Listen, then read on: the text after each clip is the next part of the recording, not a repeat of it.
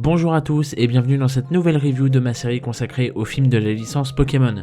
Aujourd'hui, nouveau film, nouvelle génération d'ailleurs, mais surtout, nouvelle année. C'est donc l'occasion pour moi de vous souhaiter une bonne année au passage, une année qui s'annonce chargée pour ma part, mais qui commence de la plus belle des manières puisqu'aujourd'hui, je peux vous le dire, nous allons enfin aborder ensemble mon film favori de la licence. Et oui, j'ai bien vu tous vos petits messages passer depuis des mois maintenant à chaque fois que je sortais une nouvelle review. Des messages qui disaient avoir hâte qu'on arrive à ce 10e film, certainement car pour beaucoup, c'est également votre favori. Eh bien, nous y sommes enfin mes amis, à ce fameux film anniversaire qui m'aura marqué mais à un point, et vous allez très rapidement le comprendre puisque comme pour les précédents, j'ai une petite anecdote personnelle à vous partager sur le sujet.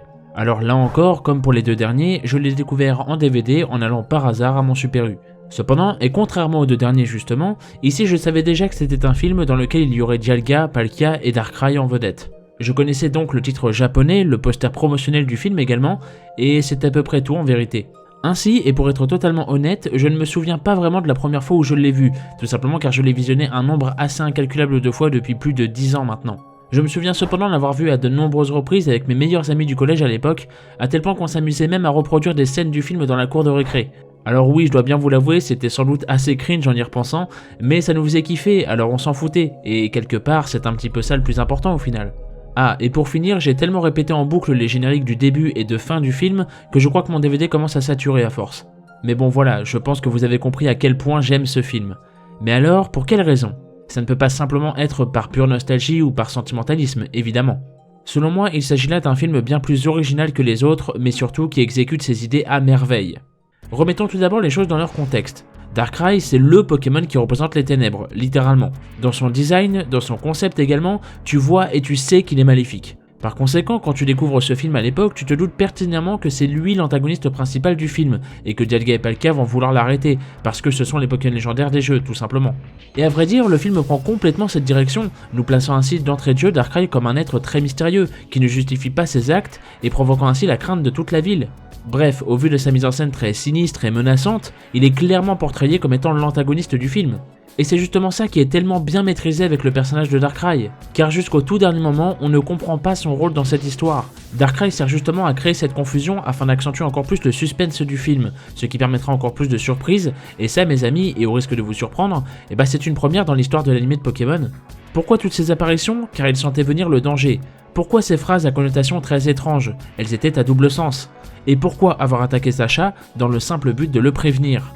Bref, Darkrai n'est pas l'antagoniste du film, au contraire, il en est le héros dans l'ombre. Un héros qui va devoir faire face à deux menaces titanesques puisqu'ils sont respectivement les maîtres du temps et de l'espace. Et oui, car la véritable menace ici, ce sont eux. Et c'est justement ça toute la surprise, car non, ils ne vont pas aider les héros à affronter la menace représentée par Darkrai comme on pouvait le penser à l'époque, c'est même tout l'inverse au final. Dialga et Palkia, ce sont des dieux vivants, qui, parce que l'un a empiété dans la dimension de l'autre, se font la guerre au point de transcender les dimensions jusqu'à arriver dans le monde des humains. Ce sont littéralement des gosses qui se battent pour une télécommande, vous vous rendez compte de la chose ? Et c'est absolument génial ! C'est génial justement car ce sont des déités, et parce que pour une fois dans l'anime de Pokémon, des Pokémon légendaires sont véritablement portrayés comme des entités menaçantes et surtout incontrôlables. Alors attention, c'était déjà arrivé, par exemple avec le film de Mewtwo, ou encore un double épisode centré sur Groudon et Kyogre, mais aucun de ces deux exemples n'aura eu une exécution aussi bonne selon moi. J'entends par là que ici, on a simplement Dialga et Palkia qui arrivent dans la dimension des humains et qui se livrent à un match à mort. Et ils se moquent de tout ce qui les entoure, que ce soit la ville d'Alamos ou bien même ses habitants. Pour eux, ce n'est qu'un énième terrain de jeu, rien d'autre. Mais surtout, il y a un détail que j'aime par-dessus tout dans cette situation, c'est que les héros sont complètement impuissants face à un tel spectacle. Forcément, ils se retrouvent en face de ceux qui maîtrisent l'espace-temps et qui ne peuvent entendre raison tellement ils sont aveuglés par la colère qu'ils portent envers l'autre. Alors qu'est-ce que vous voulez faire à part simplement subir leur courroux ? Et selon moi, encore une fois, c'est une excellente idée, aussi simple que terriblement efficace afin de pouvoir les rendre crédibles comme jamais auparavant. Encore une fois, ce sont des Pokémon légendaires, et cela permet de montrer à quel point ces derniers peuvent être monstrueux, et c'est justement ça qui les rend mythiques, et presque terrifiants même. Ici, Dialga et Palkia agissent comme des véritables dieux selon moi, justement car ils sont au-dessus de toutes ces morales, et c'est quelque chose que l'on n'avait jamais vu dans Pokémon auparavant, et qui selon moi, encore une fois, manquait cruellement pour des Pokémon légendaires. Pour une fois, ils sont réellement menaçants. Pour une fois, on a enfin des Pokémon légendaires qui méritent ce statut de légende, et qui sont surtout crédibles dans leur rôle et leur comportement. Et ça paraît tout bête dit comme ça, mais c'est pourtant quelque chose de très important à mon sens, et selon moi, aucun autre Pokémon légendaire n'auront été aussi bien exploités et mis en avant dans tout l'anime, ni avant et ni même après d'ailleurs. Au passage, vous aurez remarqué qu'il s'agit là d'un des rares films de la licence à ne pas avoir d'antagoniste humain.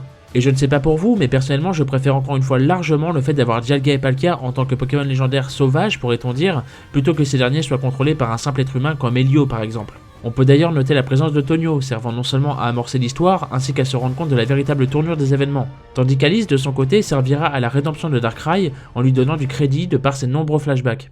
Et ça aussi c'est un détail qui est vraiment très beau dans ce film je trouve, car non seulement grâce à eux on se rend compte que tout ce qui se passe est très bien amené, mais aussi qu'il s'agit là d'une histoire intergénérationnelle. C'est le rêve, ou plutôt le cauchemar de l'ancêtre de Tonio qui se réalise, mais c'est également grâce à son lien avec la grand-mère d'Alice que Darkrai prendra son rôle de protecteur de la ville, le tout rajoutant ainsi une ambiance presque poétique à cette histoire. Ainsi, c'est en suivant les traces de leurs ancêtres qu'ils trouveront la seule solution, la musique capable d'apaiser toutes les colères, Oration. Et encore une fois, ça peut paraître idiot, mais le simple fait que le seul moyen de les calmer passe par une musique, et non pas par un banal combat dans le but de les vaincre, sachant que de toute façon personne ne le pourrait, ça rend la résolution encore meilleure selon moi.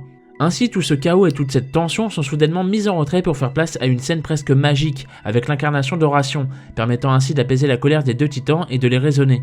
Une scène qui s'inspire d'ailleurs de Final Fantasy IX avec l'invocation d'Alexandre, représentée ici par la transformation de la tour espace-temps. Et pour revenir une dernière fois en beauté sur le personnage de Darkrai, on peut également noter sa nette évolution entre le début et la fin du film, notamment par le fait que lors de sa première apparition, ce dernier est caché, dans l'ombre et sous terre. Mais c'est également lui qui conclura le film au sommet de la ville et baigné dans la lumière, en tant que héros et gardien d'Alamos. Un magnifique symbole, d'autant plus lorsque l'on pensait à l'époque que ce serait lui l'antagoniste du film, encore une fois. Et justement, j'en profite pour vous faire un petit aparté car j'aimerais vous parler de ce qui est ma plus grosse surprise dans ce film à titre purement personnel, à savoir Palkia. C'est une anecdote que j'aime beaucoup raconter justement car ce Pokémon m'a énormément marqué grâce à ce film. Alors, je ne vais pas vous mentir, à l'époque je faisais partie de ces fameuses personnes qui préféraient largement Dialga à Palkia, parce que Dialga il est badass et tout, alors que Palkia bah il ressemble à rien, en plus il est rose, et le rose bah c'est pour les filles, donc bon, oui je sais c'est très con, mais j'étais jeune. Bref, tout ça pour dire qu'à cette époque, je me foutais royalement de la présence de Palkia dans ce film, jusqu'au fameux jour où j'ai vu ce film justement. Depuis ce jour, il m'est apparu comme une révélation, et je suis littéralement devenu un fanboy de ce Pokémon. Son design est tellement stylé, original et presque majestueux même. Son cri est absolument fantastique et me donne des frissons à chaque fois que je l'entends. Alors oui, je sais que son cri est inspiré de Star Wars, même si je n'ai appris cette anecdote que des années plus tard, vu que je n'avais pas vu les films à l'époque. Mais surtout, à force de revoir le film, il y a un détail qui saute aux yeux. Comme je vous l'ai dit plus tôt, à l'époque, on pensait que c'était Darkrai le méchant de l'histoire, alors qu'en vérité, bah c'est pas le cas le responsable de tout ce chaos quand on y réfléchit bien. C'est lui qui est venu se réfugier dans la dimension des humains, c'est à cause de lui que Dialga est arrivé à Alamos, et c'est son pouvoir qui cause la désintégration de la ville petit à petit.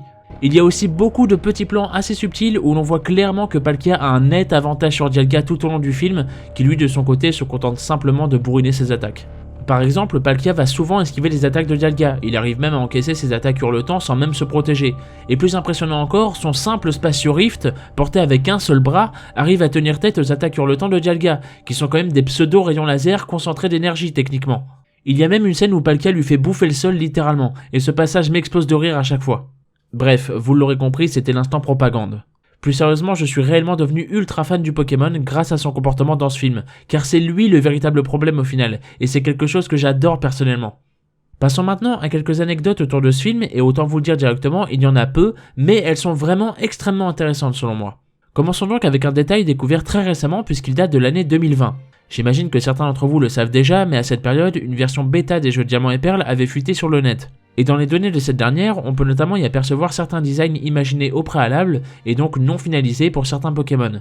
C'est notamment le cas de Darkrai qui pourtant, contrairement à d'autres, n'aura pas subi énormément de changements. Mais le plus surprenant là-dedans, c'est que techniquement, l'anime lui-même nous avait déjà montré cette forme bêta de Darkrai il y a 15 ans de cela. En effet, si vous jetez un coup d'œil au logo japonais du film, vous pourrez voir que derrière la position des lettres V et S, on peut y apercevoir la silhouette de Darkrai. Et bizarrement, le S se positionne pile au même endroit et ressemble d'ailleurs étrangement à cette espèce de crête que Darkrai arbore sur son premier design.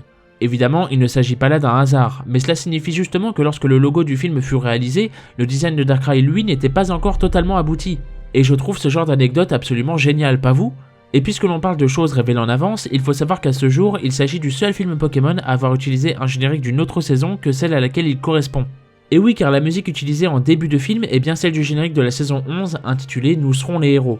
On peut donc dire qu'il s'agissait là d'une découverte en avant-première quelque part. Et personnellement, je me souviens avoir été très surpris par cela lors de mon premier visionnage, justement car c'était une musique que je ne connaissais pas. Et bien sûr, je vous laisse imaginer ma surprise, ma réaction, mais surtout ma joie quand j'ai finalement découvert le générique de cette même saison. Et enfin, pour finir sur cette petite partie des teasings en tout genre, parlons très brièvement des fameux trailers japonais centrés sur ce film. Vous le savez à force car je l'ai déjà évoqué pour plusieurs des précédents films, mais évidemment celui-ci aussi possède des trailers contenant des scènes qui auront été inutilisées au final. On peut notamment y trouver un trailer en particulier montrant Sacha s'envolant au-dessus de Lamos à dos de Roux Carnage. Et c'est là où normalement je perds mon sang-froid.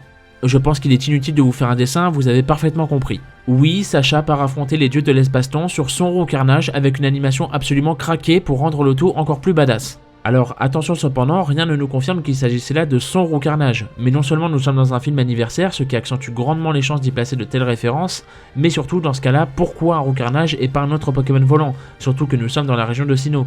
Mais bon, je ne vous apprends rien, c'est une scène et surtout une idée qui n'auront malheureusement pas été reprises pour le rendu final du film. Et autant d'habitude, vous le savez, j'aime ce genre d'anecdotes qui nous font imaginer ce à côté de quoi nous sommes passés en comparaison du résultat final. Mais là pour le coup, je dois bien vous avouer que ça me frustre énormément. Alors libre à vous de me dire ce que vous en pensez, mais j'imagine bien évidemment que vous aussi vous auriez aimé voir cela. Mais bon, tant pis. Pour changer un peu de registre, et comme je l'évoquais juste avant, c'est un film célébrant l'anniversaire de l'animé de Pokémon. Et il faut savoir que c'est une idée assez courante concernant les œuvres anniversaires comme on pourrait les appeler, que ce soit des animés, des films ou autres, d'y placer ainsi certaines idées ou carrément certaines scènes servant de clin d'œil à d'anciens moments de la licence en question. Et dans cette optique, vous allez voir que ce film-ci pioche pas mal de petites références auprès de tous ses prédécesseurs. Premièrement, ce film contient 3 dresseurs qui possèdent chacun une évolution finale d'un starter de la région, comme lors du premier film. Mais il y a aussi le fait que la résolution du conflit implique une musique, comme lors du deuxième film. Pour le troisième film, vous le savez déjà car j'en ai déjà parlé lors de la review de ce dernier, mais la dimension des Arbis apparaît ici dans ce 10e film. Concernant le 4e film, c'est un peu plus subtil, mais les héros utilisent là aussi un ballon montgolfière afin de se déplacer. Bon, c'est pas bien fou comme anecdote, je vous l'accorde, mais voilà. Pour le 5e film, la référence se trouverait dans le fait que les humains se transforment en Pokémon, à savoir les 2 frères et sœurs devenus Latias et Latios dans le prélude de leur histoire, et le baron Alberto en coup de langue ici. Comme pour le 6e film, 2 personnages, à savoir Tonio et Alice, entament une relation amoureuse à la fin de ce film. Dans le 7e film, l'histoire implique et commence par 2 Pokémon légendaires en train de se battre, comme pour ce 10e film. Mais il y a aussi le fait que comme pour le 8e film, beaucoup de passages de l'histoire de ce film-ci sont racontés au travers de différents flashbacks. Et enfin, lors du 9e film, Sacha a dû remettre en place la couronne des mers afin d'empêcher le temple des mers de couler, comme ici avec Horation avant que Dialga et Palkia ne finissent par désintégrer la ville d'Alamos. Alors, je tiens à le préciser au cas où, mais sachez qu'on ne sait toujours pas vraiment à l'heure actuelle si toutes ces pseudo-références sont volontaires ou simplement le fruit du hasard. Mais bon, toutes ces coïncidences sont tout de même assez grosses, vous ne trouvez pas ? D'ailleurs, sachez que 5 personnages assez mineurs appartenant à d'anciens films font également une petite apparition ici. On retrouve notamment un homme accompagné de sa fille et de son cap humain que l'on pouvait apercevoir au début du 5e film, mais qui sont cependant ici accompagnés d'un Neoko ainsi que d'un Corillon. Mais il y a également la présence d'un marchand ressemblant étrangement à celui qui avait vendu son étoile à Flora lors du 6e film, sauf qu'ici il vend bien évidemment une lunelle à Aurore. Et enfin pour finir là-dessus, on peut également apercevoir la fameuse mère accompagnée de sa fille dont je vous avais déjà parlé lors de la review du 8e film puisque ce sont des personnages qui vont revenir à quasiment chaque nouveau film. Il faut également savoir qu'à l'occasion de la sortie du 20e film Pokémon, Kunihiko Yuyama, connu pour être le directeur des 20 premiers films de la licence, s'est rendu sur le plateau du Pokenchi, une émission centrée sur Pokémon au Japon. Et dans cette entrevue, ce dernier a ainsi révélé une petite anecdote assez intéressante concernant le 10e film. Il y explique notamment qu'à la base, le cauchemar de Sacha dû à l'attaque trou noir de Darkrai aurait dû être bien plus développé à l'écran afin de découvrir un monde sans Pokémon. Mais cette idée aura finalement été annulée à ce moment-là, à défaut d'avoir été cependant reprise pour le 20e film justement. Et comme vous pouvez vous en douter, Yuyama a bien évidemment lâché plein d'autres petites anecdotes assez sympathiques concernant la production du 20e film, mais on en reparlera le moment venu. Mais puisque nous sommes en plein dans les anecdotes de la production du film, penchons-nous maintenant un peu plus sur ses inspirations. Des inspirations qui proviennent majoritairement de la ville de Barcelone, en Espagne donc, avec notamment la Sagrada Familia qui a d'ailleurs été conçue par l'architecte Antoni Gaudí au passage, et ayant bien sûr inspiré les fameuses tours de l'espace-temps présentes à Alamos. Sachez par ailleurs que sur le côté de la Sagrada Familia, on peut y lire le mot oration, qui signifie prière et célébration, mais qui est surtout le titre de la musique pouvant calmer n'importe quel Pokémon dans le film. Il y a également le jardin de Darkrai qui est lui aussi inspiré d'un parc conçu par Antonio Gaudí, à savoir le parc Güell. Et je ne sais pas pour vous, mais personnellement depuis ma découverte de ce film, j'ai clairement pour projet d'aller un jour visiter Barcelone, et j'ai déjà hâte de pouvoir me rendre à ces 2 endroits. Et enfin, pour finir cette longue partie des anecdotes, ce film est-il considéré comme étant canon ? Eh bien pour le coup, oui, il l'est, et sans l'ombre d'un doute. Tout d'abord grâce à la fameuse lunelle obtenue par Aurore qui réapparaît dans le tout dernier épisode de la saison 11, qui est un épisode justement centré sur Darkrai. D'ailleurs, dans ce même épisode, Sacha refait un cauchemar étrangement similaire à celui qu'il a pu faire dans ce même film justement. Au passage, si jamais vous n'étiez pas au courant, un double épisode est sorti au Japon l'été dernier dans la nouvelle saison 24, et celui-ci met en scène le retour d'Aurore ainsi qu'une intrigue tournant justement autour de Darkrai et Cresselia. Maintenant, libre à vous d'aller jeter un coup d'œil ou non si jamais vous êtes intéressé, mais voilà, pour toutes ces raisons, ce film est définitivement considéré comme étant canon. Pour conclure, et vous l'aurez compris je pense, mais c'est un film que j'adore justement pour sa simplicité pourrait-on dire. C'est un film rempli de mystères, de scènes assez épiques, de twists assez surprenants, et le tout accompagné par une très belle morale en prime. Selon moi, il remplit tous les critères, avec des idées très simples, mais une exécution de ces dernières qui sont véritablement proches de la perfection à mon sens. Selon moi, l'un des seuls reproches que l'on pourrait lui faire, c'est soit sa résolution un peu trop simpliste mine de rien, bien que très poétique à mon sens, avec cette musique capable de calmer la colère des dieux, soit le manque d'exploitation du lore en lui-même concernant les pouvoirs de Dialga et Palkia. Ces derniers sont tout de même des dieux vivant chacun dans leur propre dimension, et nous n'avons au final que très peu d'informations ni sur ça, ni sur leur pouvoir à proprement parler, qu'ils n'utilisent d'ailleurs tous les deux qu'une fois durant tout le film. Cependant, et toujours selon moi, ce n'est pas foncièrement une mauvaise chose pour autant, car cela sert justement à garder une part de mystère autour d'eux, afin de toujours avoir cette impression de divinité qui reste plus crédible que jamais à mon sens. Pour ne rien vous cacher, cela fait des années, depuis même avant mes débuts sur YouTube, que j'attendais avec impatience le jour fatidique où je pourrais enfin partager avec vous l'attachement tout particulier que j'éprouve envers ce film. C'est donc un mélange d'émotion et de fierté qui m'envahit ici, et j'espère très sincèrement que vous aurez ressenti toute la passion et tout l'amour que j'ai pour ce dernier. Je pense très sincèrement que je ne me lasserai jamais de le revoir, mais ça n'est que mon avis. Ainsi, je vous invite bien évidemment à me partager le vôtre dans l'espace commentaire. Qu'avez-vous pensé de ces musiques, de ces idées, de ces morales, ainsi que du spectacle offert par ces deux titans? Bref, qu'avez-vous pensé de ce film en règle générale? Avec celui-ci, la fameuse 4ème génération démarre sa série de longs métrages de la meilleure manière possible. Mais il faut tout de même rappeler que celui-ci n'est que le premier d'un trio centré sur les légendes de cette même génération. Alors vous avez tout intérêt à vous accrocher, car la prochaine étape sera le monde inversé.